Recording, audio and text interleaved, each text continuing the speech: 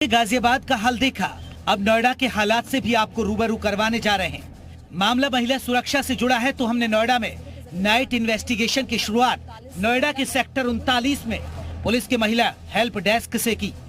महिलाओं के खिलाफ लगातार बढ़ रहे अपराधों को रोकने के लिए और इसके साथ ही जिस तरीके की शिकायतें लगातार सामने आ रही हैं, खासतौर पर पुलिस के सामने उनसे निजात दिलाने के लिए महिला हेल्प डेस्क की हर थाने में स्थापना की गई।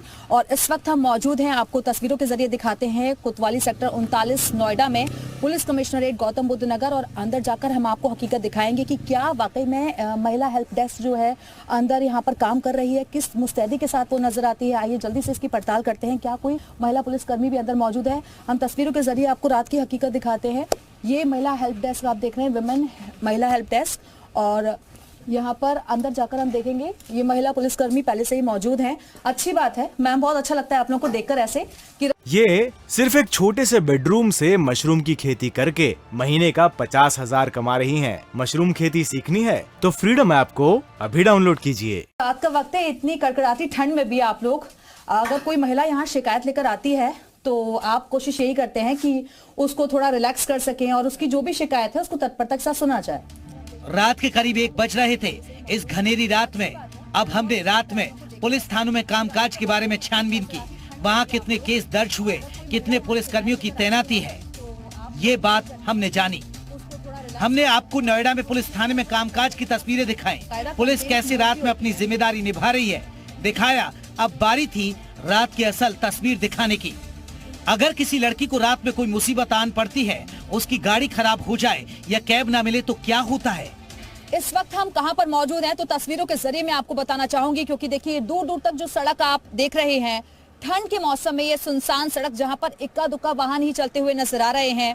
तो मैं आपको बता दूं कि आज हम सड़कों पर, खासतौर पर नोएडा की सड़कों पर पड़ताल करने के लिए निकले हैं। वो नोएडा जो कि दिल्ली को कनेक्ट करता है, वो नोएडा जहां पर गाजियाबाद से, गुड़गांव से, आसपास के इलाकों से बड़ी संख्या में यहाँ लोग नौकरी करने के लिए आते हैं, और हम जैसे लोग जो कि इवनिंग शिफ्ट करने के बाद घरों को वापस इस वक्त लौटते हैं। कई लोग ऐसे हैं जो कि नाइट शिफ्ट करने के लिए ऑफिस का रुख करते हैं। ऐसे में आज हम यही जानने की कोशिश करेंगे कि नोएडा में आखिरकार महिलाएं कितनी सुरक्षित हैं, क्योंकि दिल्ली में जो कुछ भी हुआ उसके बाद एक बार फिर से महिला सुरक्षा को लेकर सवाल खड़े हो गए हैं। आज हम अपनी पड़ताल में यही जानने की कोशिश करेंगे कि जो योजनाएं महिला सुरक्षा के नाम पर चलाई जा रही हैं सरकार की तरफ से, आखिरकार उसकी जमीनी हकीकत क्या है। चाहे वो पिंक पुलिस बूथ को लेकर हो या फिर महिला हेल्प डेस्क को लेकर हो, आज हम यही अपनी रिपोर्ट में आपको बताएंगे कि आखिरकार असल सच्चाई क्या है। क्या वाकई में पुलिस सड़कों पर मुस्तैद नजर आ रही है, और या फिर कोई अकेली लड़की अगर सड़क पर निकलती है तो क्या उसे पुलिस की मदद मिल पाती है, यही हम जानने की कोशिश करेंगे। तो चलिए हमारे साथ।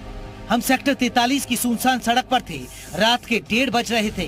करीब 15 मिनट घनेरी रात में बीत गए, लेकिन ना अब तक कोई गाड़ी आई और ना ही कोई मदद के लिए आगे आया।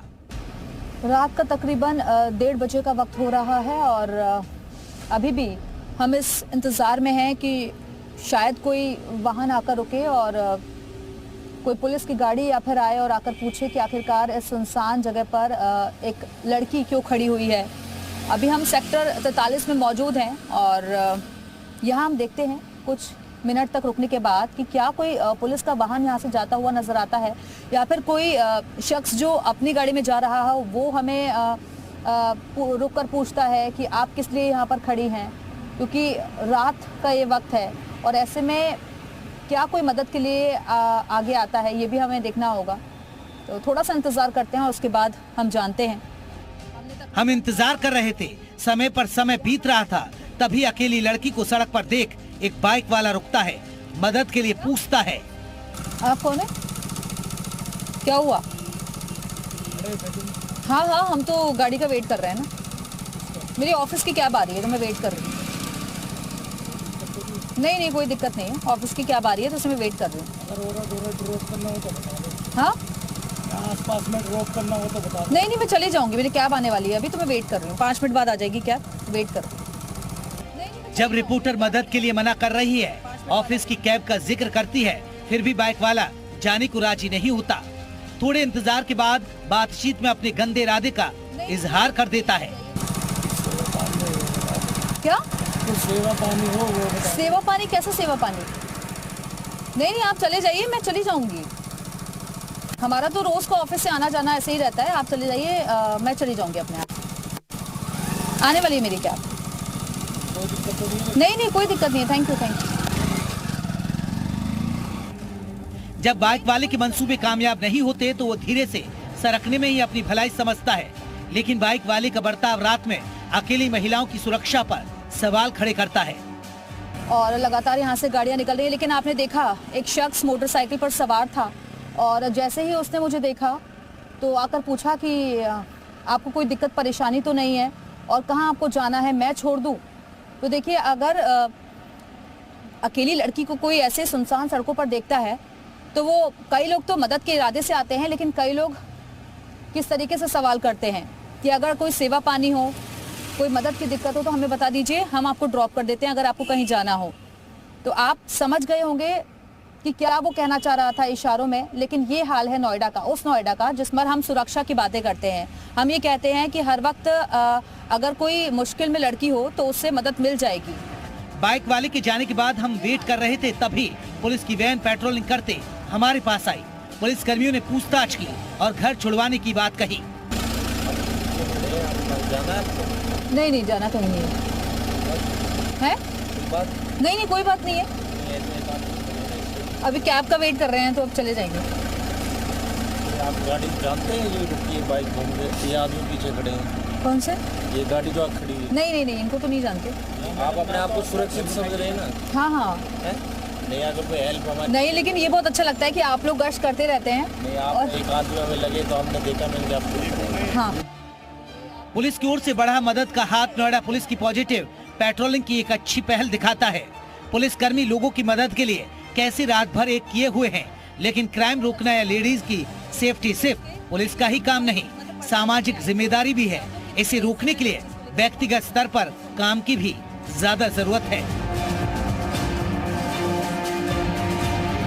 तो योजनाओं की पड़ताल करने के बाद एक बार फिर से आपको ये सड़क हम दिखाते हैं। रात का गुप्त अंधेरा है, ठंड बहुत ज्यादा है, लेकिन हमारी कोशिश यही थी कि हम आपको जमीनी हकीकत से रूबरू करवा सकें और जो योजनाएं चलाई जा रही हैं उनकी क्या हकीकत है वो भी बता सकें।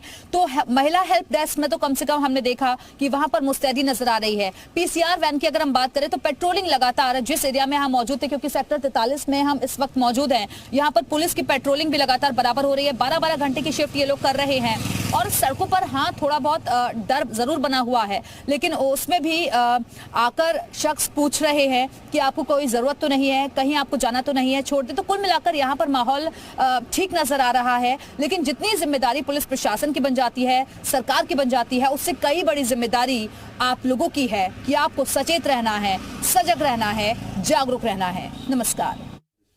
ये सिर्फ एक छोटे से बेडरूम से मशरूम की खेती करके महीने का 50,000 कमा रही हैं। मशरूम खेती सीखनी है तो फ्रीडम ऐप को अभी डाउनलोड कीजिए।